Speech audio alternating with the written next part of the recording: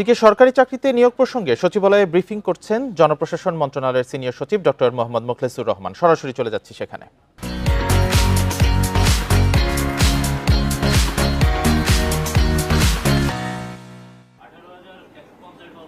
জি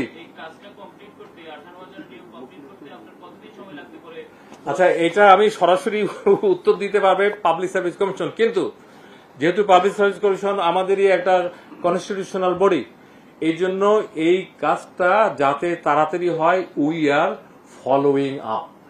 আমাদের যে কোনো মিটিংয়ে আগে পিএসসির সেক্রেটারিকে ডাকা হইতো না, এখন আমাদের মন্ত্রণালয়ের কোঅর্ডিনেশন মিটিং অথবা অন্য যে কোনো মিটিংয়ে পিএসসির সেক্রেটারিকে ডাকা হয়, কারণ যেহেতু কনস্টিটিউশনাল বডি আমাদের গভর্নমেন্টের মেসেজটা তার মাধ্যমে আমরা দিচ্ছি এবং টাইম পাস যত তাড়াতাড়ি নেওয়া যায়, কমিটিগুলো করা যায়, ভাইবা শুরু করা যায়, খাতা দেখার এক্সামিনার নেওয়া যায়, যেগুলো আগে বললাম এগুলো যদি আগায়, আমরা তো বললাম 47টা হলো 2 বছরের কমে যদি নিতে, অন্যগুলো তো আরো কম সময়ের মধ্যে হবে অবশ্যই, এবং করতে হবে। We are following up, to be Frank.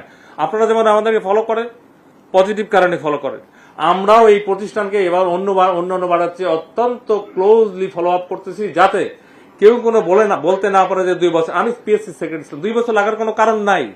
আপনার বোর্ড যদি 20 জন মেম্বার থাকে, আপনারা জানেন 20টা বোর্ড হবে, চেয়ারম্যান বোর্ড করলো না। আপনারা জানেন পিএসসি স্ট্যান্ডার্ড ডেইলি একটা বোর্ড 20 জনের নেয়, 20 জন বাই 20 কতজনের ভাই একদিনে নেওয়া যায়? 400 পার ডে। আমরা যদি এরকম বলি, এটা তো পার ডে ঘন্টা হিসেবে টাকা বেড়া সবাই জানেন তো, এটা কিন্তু স্যালারি না, যারা মেম্বার স্যালারি, আর ভাইবা যারা নেয় ঘন্টা হিসেবে টাকা, এটা অনেক বাড়ানো হয়েছে। যদি শুক্র শনিবারই আমরা নেই, আমরা যদি বলি কেন হোয়াই ফ্রাইডে স্যাটারডে, তাহলে কত কম সময় আমরা নিতে পারবো। আমরা আজকে আপনাদের মাধ্যমে যে কথাগুলো বলতেছি অফিসিয়ালি, এই কথাগুলোই আমরা পিএসসি কে জানাবো ইনশাল্লাহ। উনি অনেকদিন ধরে প্রশ্ন করেন, আজকে করুক। জি, বঞ্চিত কর্মকর্তাদের মধ্যে যারা অবসরে মানে শেষের দিকে আসছে যাবে,